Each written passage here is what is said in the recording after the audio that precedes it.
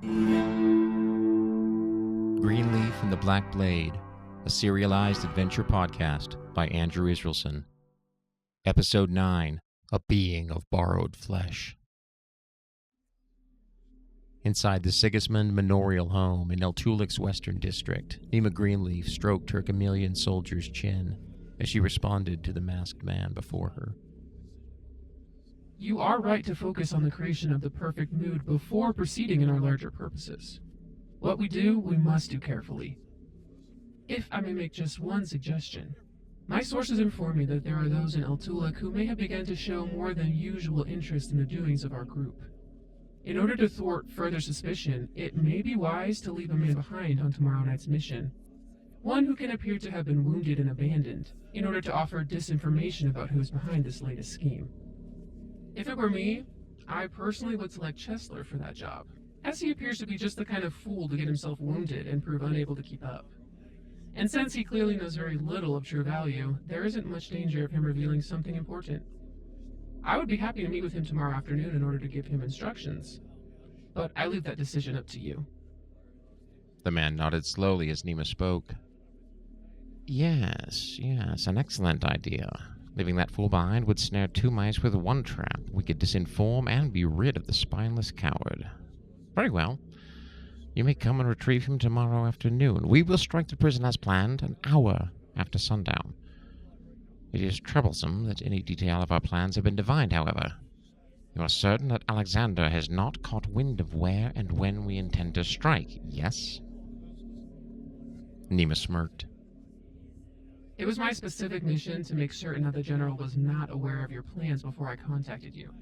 You may trust that had I any reason to be worried, I would be warning you even now. I must take my leave.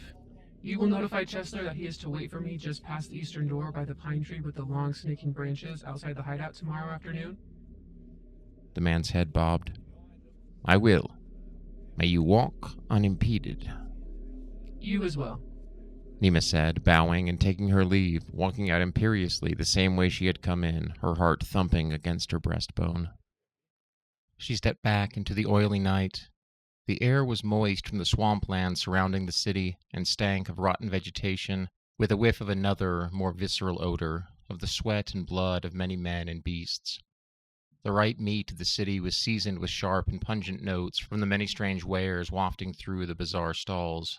Nima nearly retched on the thick air, waving an irritated arm at the guard and shrugging off his solicitous hand roughly.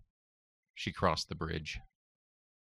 Canary, who had been waiting outside with Sasha during Nima's time indoors, fluttered onto her shoulder as she made her way back to where the urchin girl sat.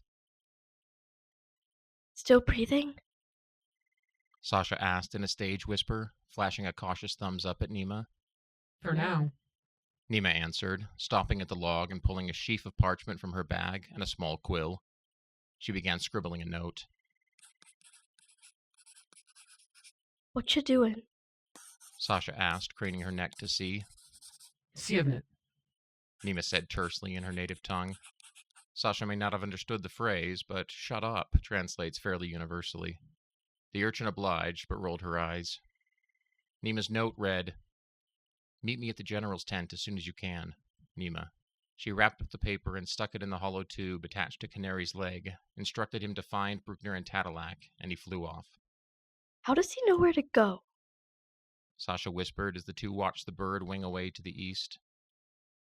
Fiche is a goddess of all flying things. Maybe she guides his wings.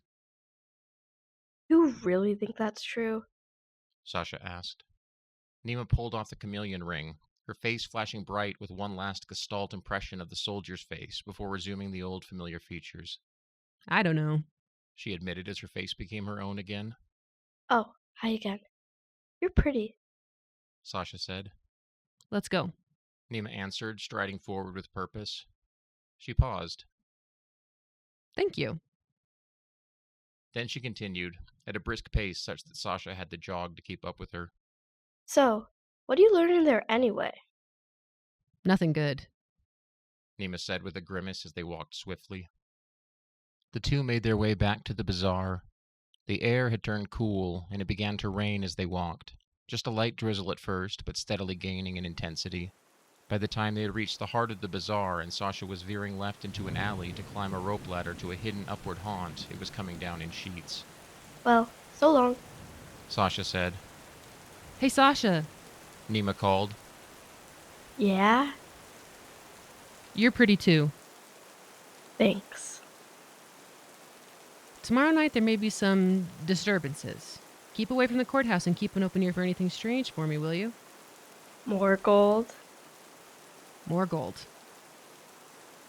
Sasha nodded, flashed her a thumbs up, and was gone. Meanwhile, Bruckner and Tadalak had received Nima's note just as they were finishing up the diary translation work for the evening. They packed up their equipment and made for the general's tent immediately. They arrived at the general's tent quickly, though were thoroughly soaked by the now heavy rain. One of Aleksander's squires hurried them into the tent where a fire was blazing. He poured them mugs of mulled wine, saying, "The general has been expecting you and Miss Nima. He should be back shortly." A few moments passed. Then Nima entered, looking as soaked as both of them, but excited. She grinned at Bruckner and flashed Tadalak a thumbs up at his anxious query after her well-being, indicating she would tell all once the general arrived. After a few minutes, the tent flap swept open, and General Aleksander stepped in, accompanied by a figure Nima recognized as Xavier Heartstone, the High Inquisitor of Savar. The general nodded to all three upon entering, before removing his long dark red cape, which was heavy with rainwater. He hung it on a wooden pole and sat at his desk, looking pensive and slightly on edge. Heartstone was unreadable beneath his silver mask. He took no note of Bruckner and Tadalak, but turned straight to Nima. So, what have you learned? The walkers plan to make an assault on the prison tomorrow night, an hour after sundown. Their aim is to take Janison away, to increase the unrest of the current political climate.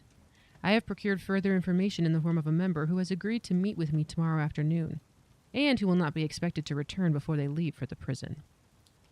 Heartstone turned imperiously to the general. There. You see, Alexander, I warned you that holding the trial here would simply incite the heretical fools. Better to have held a military tribunal in the middle of the desert. Them fights disc, what a mess. He considered Nima, appraising her perhaps a bit more intently. Well done, spy. I half thought we would not see you again. These walkers are wicked, the core of their rotted souls. You've done Savar a service that shall not go unnoticed. He moved to the door of the tent, speaking to Aleksander as he went. I must contact my seniors, Alexander. I assume you have precautionary measures in mind. I'll be back to discuss them shortly. He vanished through the tent flaps and into the pouring rain.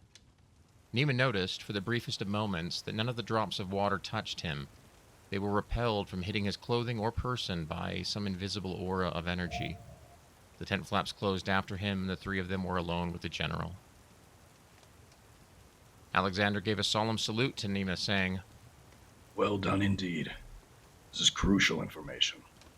Though we expected something of this nature, we had no idea when or where they might strike, if they did at all. I am open to your suggestions as to how we should proceed. Securing a contact, source of information before the attack tomorrow was most wise." He paced for a moment, then said, "Ah yes, before I forget. Payment." He opened the box, revealing a thin, slightly curved dagger with a black handle carved in the likeness of a melancholy gargoyle, its wings folded around its body. The pommel was formed of the creature's head, its eyes half closed. Here's some coin, a weapon that befits your sneaking skills. One who walks in the dark needs a friend such as this. You can have your wizard friend here store a spell in the hilt. It will activate upon command. In addition, it is sharpened to a razor's edge. Aleksander turned to all three after bestowing the gifts upon Nima. Well, Bruckner, Nima, little Tadalak, how do you propose we proceed? I like to hear the opinions of all my able and gifted soldiers. My natural response would be to ambush and kill them all. But more important here is to discover those ultimately responsible for all of this chaos and their greater motives and aims. And it is still not apparent to me whether this is a plot to kidnap the king or, by the gods, to rescue him. The general stifled a smile at Bruckner's suggestion, saying, Yes, I must admit, your first reaction was mine as well. But that could prove disastrous, unfortunately. Not only would we be robbing ourselves of useful information, as you say, but in the event that Sazarkand returns, destruction of the cult might raise his ire. He shook his head slightly. It's vexing to have the necessity of planning based on the whims of madmen, but perhaps we could simply set a trap for the creatures, lure them in, arrest them all, interrogate them. Nima, what say you?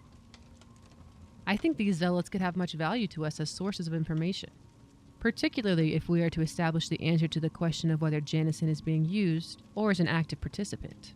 Before we decide upon our plan of how to take them captive, however, I would like us to interrogate the man I am to meet tomorrow afternoon, for I am hopeful that he may reveal to us some of the group's weaknesses. In the meantime, however, perhaps the king should be moved in secret. I think your plan is a good one, little sister.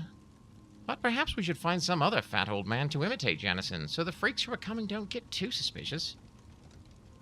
The general tried to look chastising at Tadalak's characterization of the monarch, but was unable to suppress a slight laugh. The man seemed very tired. However, it was apparent that he was beginning to trust the three a bit more, given that he was letting some familiarity peek through his military sternness. Yes, a decoy is a good idea. He turned to Nima, saying, Very well.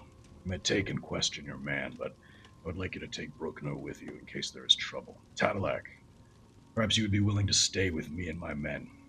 Set up a shadow watch around the prison, and the main host of the army in a noose formation around the building, hidden in plain sight.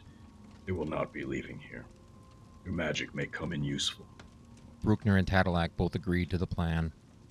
Before bidding them all a good night, he considered Bruckner and added, I hear you have met with success today in the ring. And another fight tomorrow, most impressive. He looked almost wistful for a moment, then said, When I was your age, I dreamt of fighting in the tournaments, but my father would not allow it. I was either inside, training in tactics and military maneuvers, or I was with him, watching him lead men in the field. He waved it off. I will try to attend your battle tomorrow. There is little I enjoy more than good swordplay. Thank you, General. You should all report to me here tomorrow, around 4 in the afternoon. We'll proceed from there.